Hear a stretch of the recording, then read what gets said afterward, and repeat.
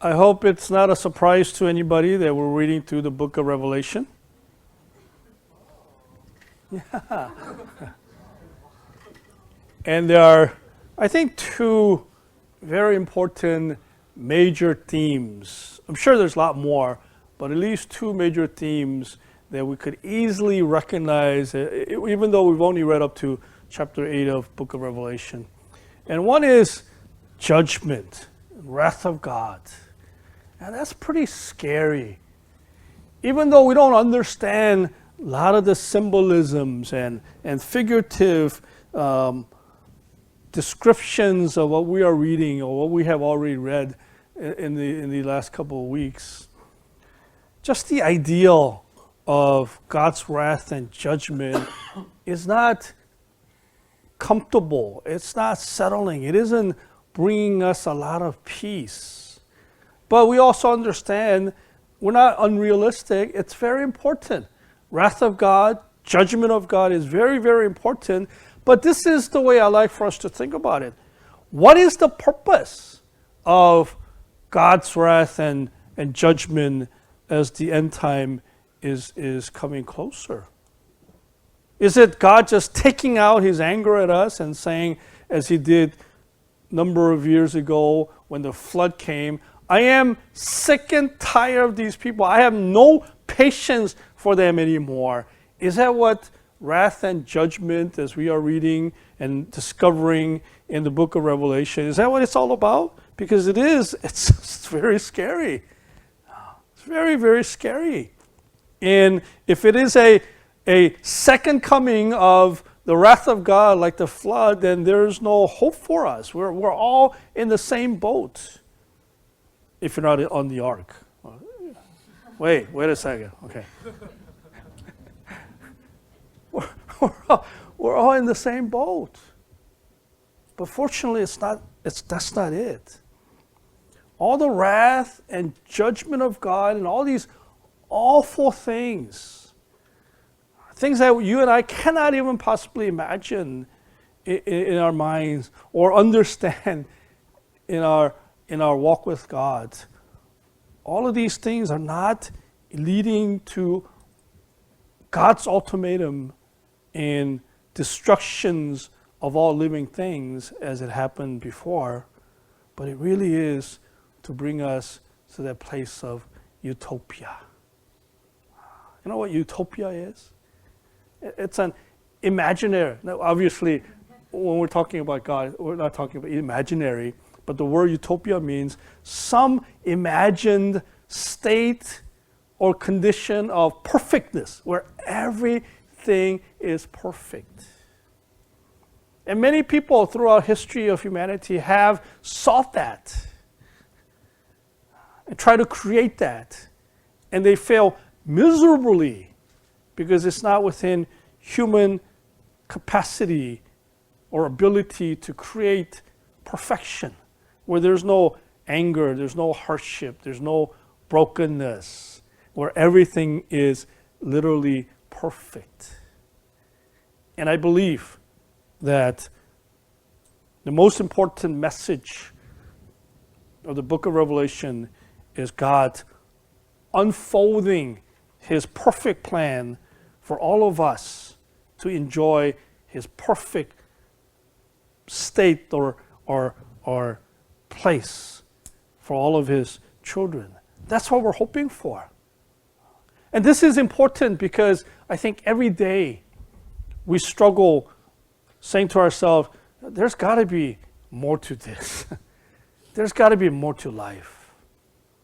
There's got to be more to this world in which we're living in than hardship and suffering and violence and terrors and diseases and abuses.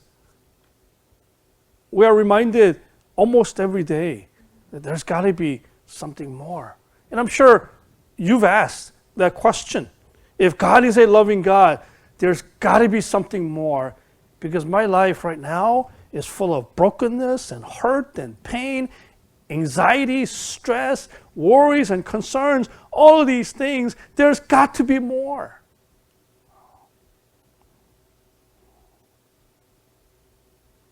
And obviously, there will be. At a very personal level, there's so much more goodness for you and I to enjoy every day. And there's so much more for the world that is going down the drain. It's just going down the drain, but there's so much more in the person of Jesus whom we believe. But I think this is the fundamental problem that we need to deal with. Yes, there has to be more, and that's what we are hoping for. That's what we are expecting. Perhaps many of us are going through the efforts that we go through, praying and worshiping and reading the Bible and coming to church, serving and giving, all of these things, maybe in the hopes that things might get better with us. And historically, many people have tried to create something better. But all of those efforts and expectations fail because there's only one way, as all of us know, and that is through the redemptive power of Jesus Christ. You and I, your life and my life, the neighborhood that we're living in, our families, our work situations, our school situations, our relationship, and globally with everything that is so wicked and so bad that is going on in this world in which we live in, will only get better in and through Jesus Christ. And that's the element I think most of us are missing on a day-to-day basis. We are not bringing in Jesus to be at the center of these issues and situations and circumstances. Instead, we're looking at other things. We're looking at more time. We're looking at more effort. We're looking at other people. We're looking at more money. We're looking at all the other things to help us to come to that place where it's better. But it's only in Christ Jesus. Nothing even comes close to that. It is in and through Jesus Christ alone that you and I will be able to experience the peace that is promised to us, the abundance of life that's promised to us, light of Jesus for ourselves as well as for those people around us. All of these wonderful promises of abundant and thriving, fruitful, effective, all of these things will only come through Jesus Christ. Once we settle that, and that becomes a present reality for us, we will continue to look around. We will continue to focus on the issues and problems and worries, and we will continue to wonder to ourselves, there's got to be more. There's got to be more. Let's take a look at Revelation chapter 5. We're going to read verses 1 through 6 together.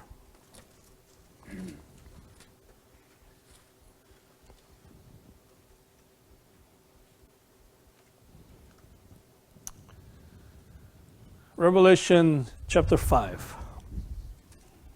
I read, you read.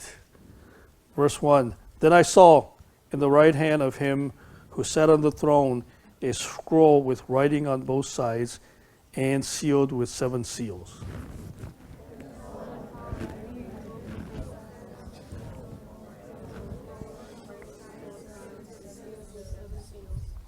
Verse 2. And I saw a mighty angel proclaiming in a loud voice, who is worthy to break the seals and open the scroll?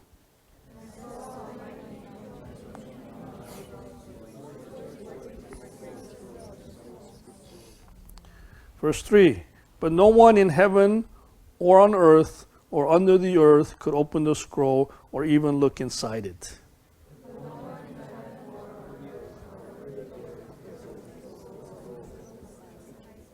Verse 4, I wept and wept because no one was found who was worthy to open the scroll or look inside.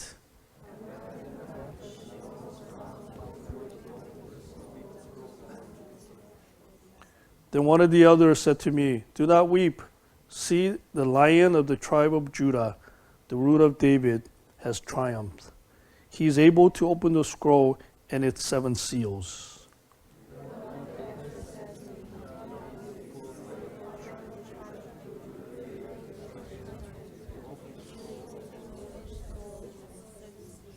Verse 6, "Then I saw a lamb, looking as if it had been slain, standing at the center of the throne, encircled by the 4 living creatures and the elders. The lamb has 7 horns and 7 eyes, which are the 7 spirits of God sent out into all the earth."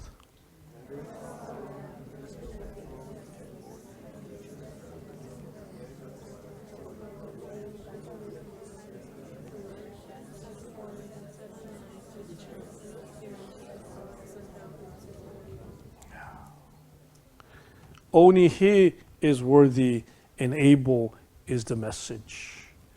In Him is all the authority and power. Not only that, but He wants. This is His plan that is being revealed to us through the book of Revelation. That it is God's plan through Jesus Christ, in and through Jesus Christ, to unfold His heart and His plan for all of us. That is so much more than you and I could possibly imagine or comprehend. If God were to give us even a smallest revelation of what is waiting for us, you and I would probably be giddy for the rest of our lives. Just so happy, filled with so much excitement as to what God has in mind for us. And it is only in and through Jesus Christ. And I know that sounds right. That sounds right to all of us. And we know that. We know that in our heads, but I'm not sure if we know that in our hearts, that it is in and through Jesus Christ alone. And that's then all the other things, all the impossible, sometimes incomprehensible teachings of Jesus Christ starts to make sense. That we need to put ourselves to death, that we need to deny ourselves. All of these teachings are focused on this idea, this principle of it has to be Him. It has to be in and through Him, and no other way. By no one else is this possible. And as this whole principle and truth is being unfolded to us, we are surprised. We are surprised that the way of victory, way of ultimate triumph, way of God ushering all of His children into this utopian promise that is waiting for us is not by what we commonly would understand as the way, and that is by power and authority and might, but as we read together in this short passage, it is through the Lamb that is slain. And that's the beauty of it. Worldly speaking and fleshly speaking, we will look to the mighty people with people with physical power, people who can overwhelm their enemies, people who have more ability than anybody else. We will want them to come forward and take charge. But the way of God is, it is through the Lamb that is slain. In other words, Jesus is setting Himself apart from everybody else, saying, I am the Prince of Peace. I will bring ultimate victory. I will rule the earth. But not by power and might and authority, even though He has all of those things. But by His humility and meekness and submission. Those are not attractive words. We do not look at ourselves and say, I want to be meek, I want to be humble, I want to be sacrificed, but that is the way of God. That is the way of Jesus. By humility, meekness, and submission and obedience to be the sacrifice for all of us. He's already brought that victory to us. And He is the only one. And not only is the Bible telling us that as a matter of fact about Jesus, but that is also a challenge for all of us in saying, this is the road that Jesus took. Voluntarily, he chose the way of submission. He chose the way of death. He chose the way of humiliation. He chose the way of meekness. And Jesus is saying, I want you to be likewise. That every day, I want you to live by meekness and humility and submission and obedience and faithfulness. He set himself apart not only as the ultimate king and authority and power, but as a true and genuine example for all of us when we're dealing with our little issues, relationships, future, or whatever the case may be. Most of you know C.S. Lewis's Chronicles of Narnia. Aslan, the lion figure, portrays Jesus. And I love that voice. Don't you love that voice? And it looks so majestic and powerful and respectable. But as the story unfolded, he was only able to be triumphant and victorious through what? Through death. That's not something that we could readily understand, readily relate to. The world cannot understand that. It cannot understand. But that is the truth of the way of Jesus Christ. And that's what we believe. That's why we trust. And that's what we are hoping for. That Jesus, compassionate, gracious, merciful, and so much more. And we celebrate that. And we place our hope and joy and peace in the fact of the ultimate victory, even if our present situations and circumstances are very lacking.